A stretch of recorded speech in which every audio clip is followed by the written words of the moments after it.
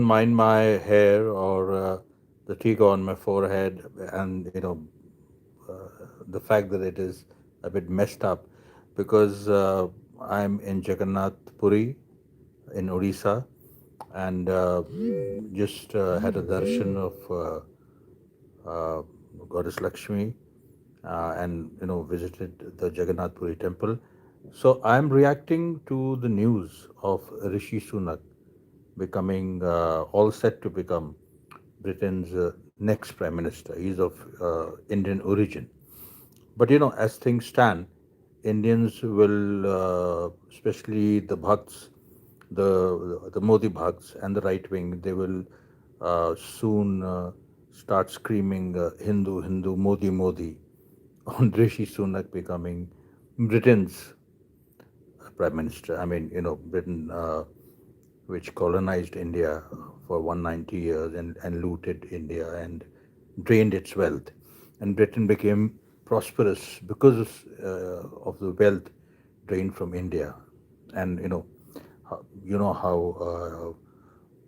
how Britain killed India's budding industrial revolution. Now, the point is that despite Rishi Sunak taking oath on the Bhagavad Gita, he is not a Sanatani Hindu.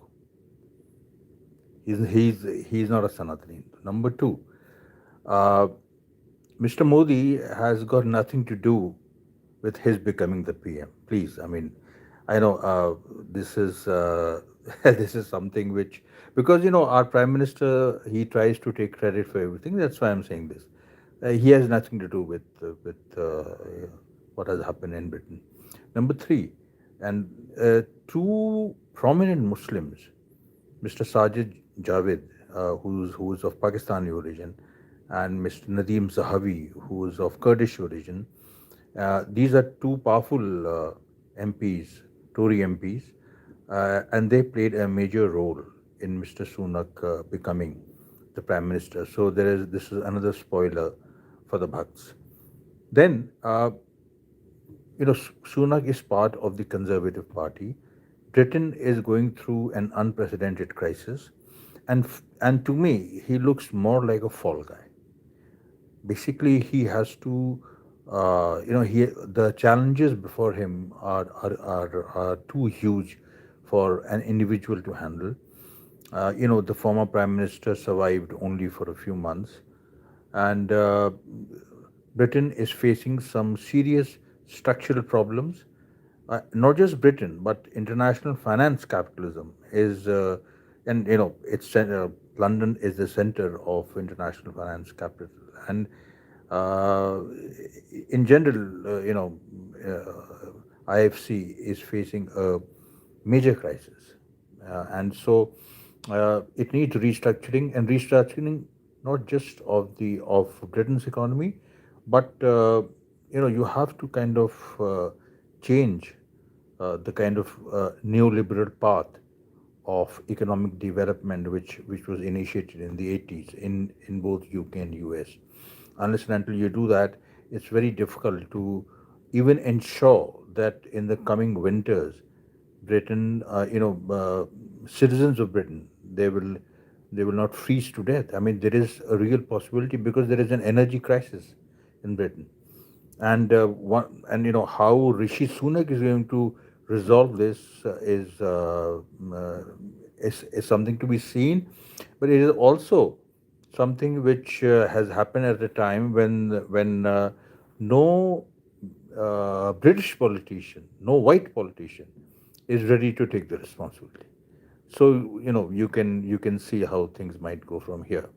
Then the last point is that of course his bigotry is well known because he is part of the Conservative Party, so they are illiberal in many of their stances. But the most but for India, because for India this is particularly kind of appalling because Rishi Sunak, he did not utter a word when India was being targeted recently, when India was targeted just after Leicester riots, and when the Conservative Party, which is in power in UK, it targeted India and blamed India for illegal immigration and for the kind of problems Britain is facing as far as immigration is concerned, and the, this at a time when the Labour Party and the opposition in Britain is calling for more immigration or relaxed immigration policies, and Conservative Party, how it exited from the European Union, and how it kind of said that they will do everything alone, but now it is uh, it is facing the music, and to blame India is kind of ridiculous, right? So the issue here is that as far as Mr. Rishi Sunak, uh, solving the problems faced by Britain, number one. Number two, Mr. Sunak as some kind of an ambassador for India, which is almost it's laughable. So both these propositions are untrue, and they don't stand the test of time. So that's my kind of short live, and I hope I will come back to you guys, and maybe with a more in-depth analysis. This is just a short reaction to a development which has just happened. But let me expand on it a bit, because there are three or four things which are very important here, and especially the fact that Mr. Sunak is one of the wealthiest politicians of Britain. I mean, along with Akshata Murthy, the daughter of Narayan Murthy, Narayan Murthy, the Infosys giant, Akshata Murthy and Rishi Sunak as a couple, they are kind of uh, 222 222nd in the list of the most wealthiest people in Britain, and he is I mean, he is more wealthy than many white politicians. So this is also a very important aspect. And he has been accused of many, because he was the chancellor of Exchequer, and before that he held several important posts. So he was he has been accused of various corruption charges. Of course, they are there. Then some other things also. Uh, he was he was red flagged on policy issues, and then during COVID, along an issue. He got a notice for attending a party during COVID.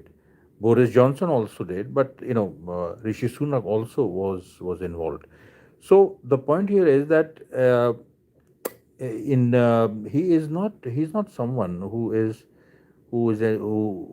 some kind of an example to hold up to, and he is not someone